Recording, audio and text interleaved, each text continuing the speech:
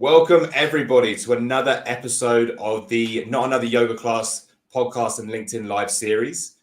Today I've got an amazing guest. I've got Abby Birch, a personal finance expert, to talk to us about fostering open communication about money in organizations. How are you, Abby? Good morning. I'm good today. Thank you. Good. So talking about money. Yes. Growing up, my family refused to talk about money. I didn't know how much my parents earned. I didn't know what they would save. I didn't know anything about taxes. I didn't know how much life cost. I knew nothing. The only advice I kind of got was, well, you need to save. And as someone who, grew up as a millennial and didn't necessarily have the ability to always save, it was kind of a bit of a defeatist sort of bit of advice. It wasn't really helpful. And so what you're kind of proposing here is the opportunity for companies to openly have conversations with their employees about money and try and kind of break down some of that stigma. Absolutely, yeah. I mean, we generally don't like to talk about money, and money at the moment and financial well-being is very, very similar to where mental health was not very long ago. And there's still some stigma around discussing our money worries. So if you have a look at it, why is this? Why are we worried about talking about money? So culturally, there's some taboos around money. And if you think back to when you were little, even as a mum, I say to my little boy, don't put money in your mouth, it's dirty. That's where it all sort of stems from, is back your background and your upbringing and your stories around money will For sure contribute to how you feel about money. Another one, a really common one that you hear is that people used to say, oh darling, don't talk about money, it's vulgar. All of this creates this like environment around money that and this worry about talking about money, and that you're going to be fear of judgment. It brings up, talking about money can bring up some pretty uncomfortable emotions, from anxiety, stress, based on your previous experiences around money.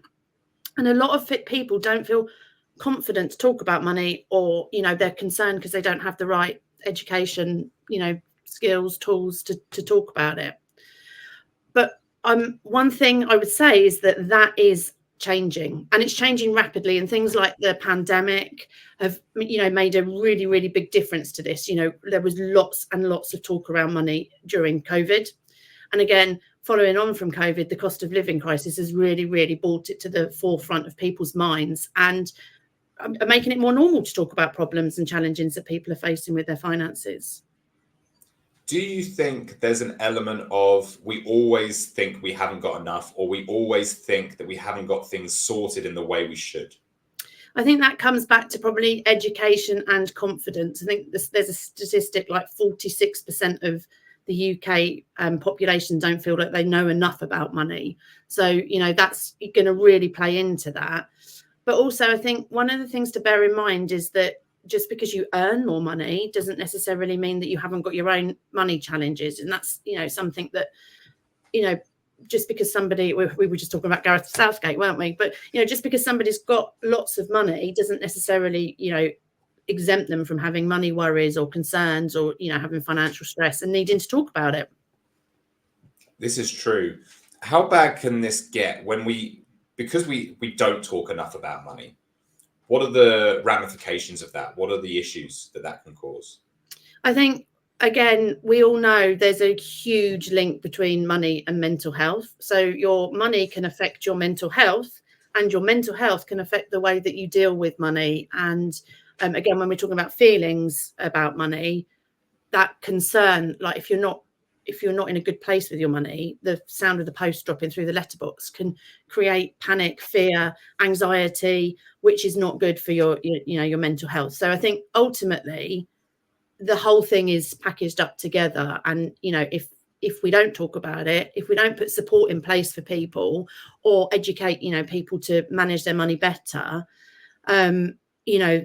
people's mental health will suffer. And there's lots and lots of research out there at the moment around, the link between money and suicide and, mental health problems that people may face because of money.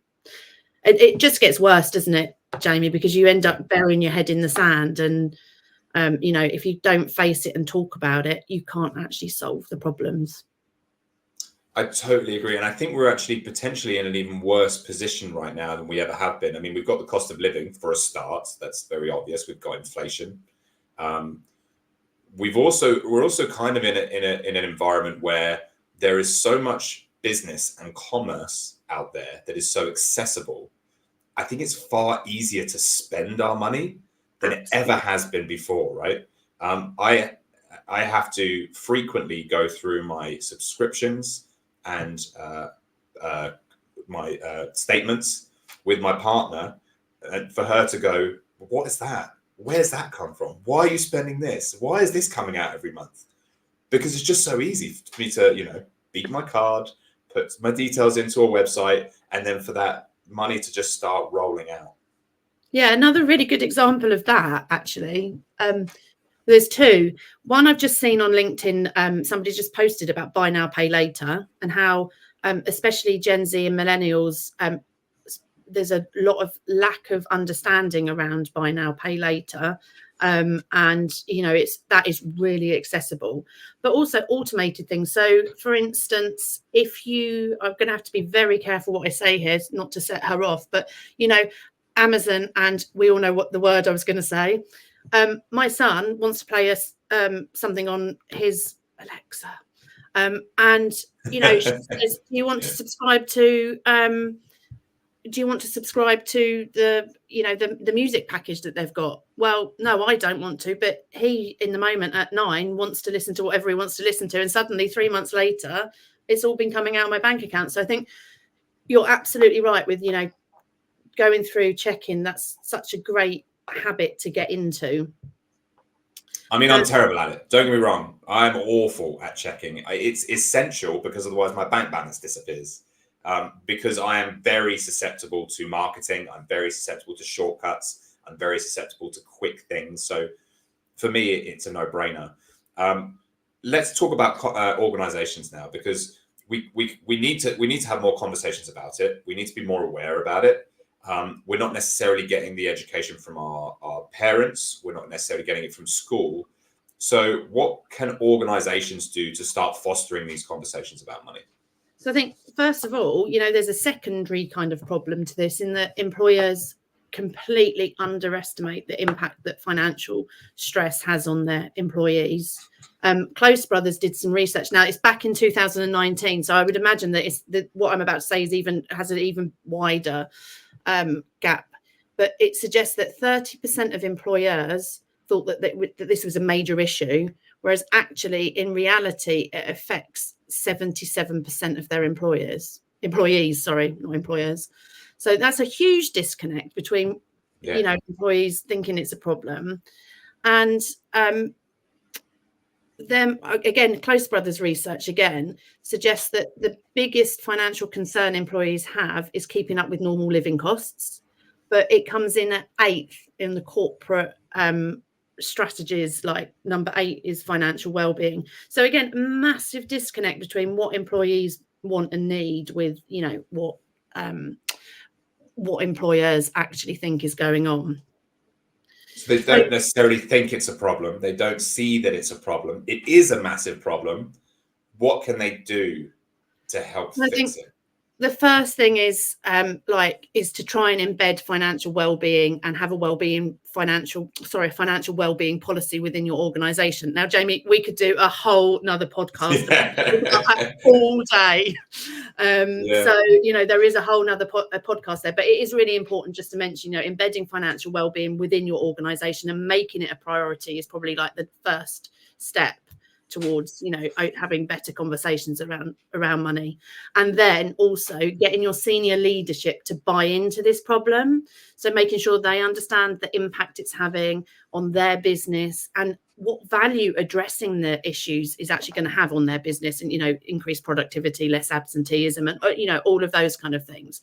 So once you've got senior leadership buy into that, you know, it's then about creating that supportive culture within your organization.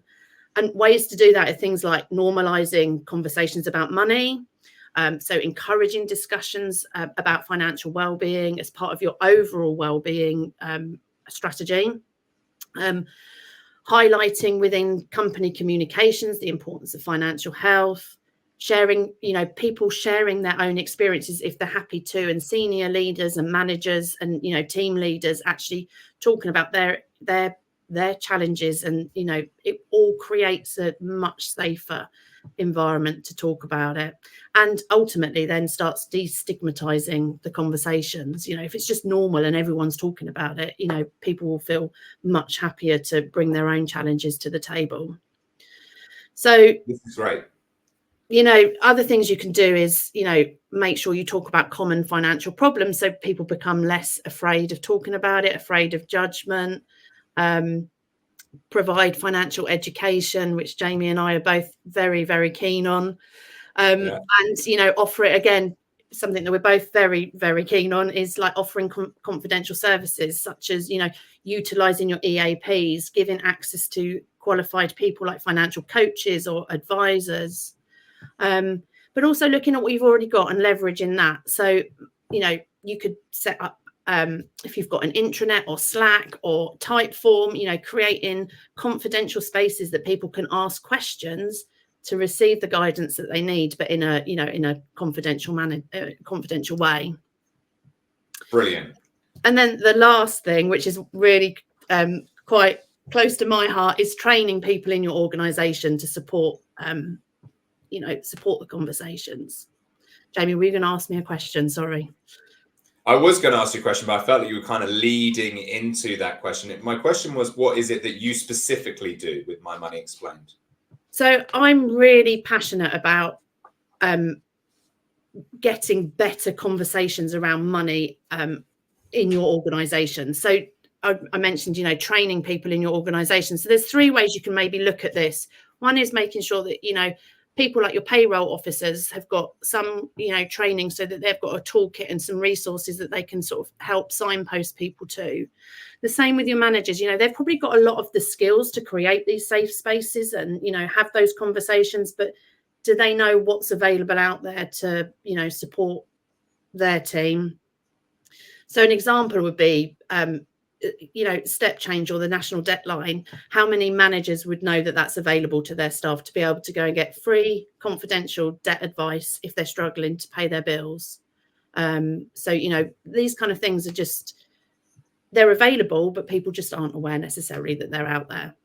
And then kind of the last thing is actually, you know, taking that to the next level and training money champions, you know, actually getting people who are on the shop floor or, you know, people supporting their own colleagues and looking out for spotting signs of money worries within their colleagues and actually helping them directly with a, you know, a toolkit of creating the safe space, how to have those conversations, how to structure those conversations, and then ultimately the resources that are available. I mean, this just sounds like a no-brainer to me, right? This sounds like a no-brainer. It's clearly a massive issue. If I'm honest, from my experience working in the wellbeing industry now, I am seeing a shift and a real importance put on financial coaching and financial education within the organizations, having some part of their wellbeing strategy kind of dedicated towards this particular thing, which is great. But I'm also speaking to companies who don't have anything. So maybe, hopefully, anyone that's listening to this might give them a little kick to say, do you know what? Finances are a massive, massive part of our lives. Definitely a big problem. And what an amazing opportunity you have as an employer to be able to address some of those obstacles for people. You don't all have to become financial experts either. You know, there are so many tools and resources out there that you can easily signpost people to that are experts. And like I say, I use step change as a good example. But another thing, Jamie, that is the ROI. People keep asking about ROI, and employees are twice as likely to look for another job if they're worried about their finances. So if you can even retain some of those people, that's saving you a considerable cost in having to re-employ people. And there was a stat this morning, I've actually done a live myself this morning, that 10% of full-time employees have missed a day's work due to financial stress. That is huge. Huge. Look, we've run out of time, which is a shame, but me and you can always chat about finances and this stuff, because I can tell how much passion you have for it. Thank you so much for coming on. No problem Abby, at all. it's great to chat to you, and hopefully we'll be able to bring you back on soon. Excellent. Thanks ever so much.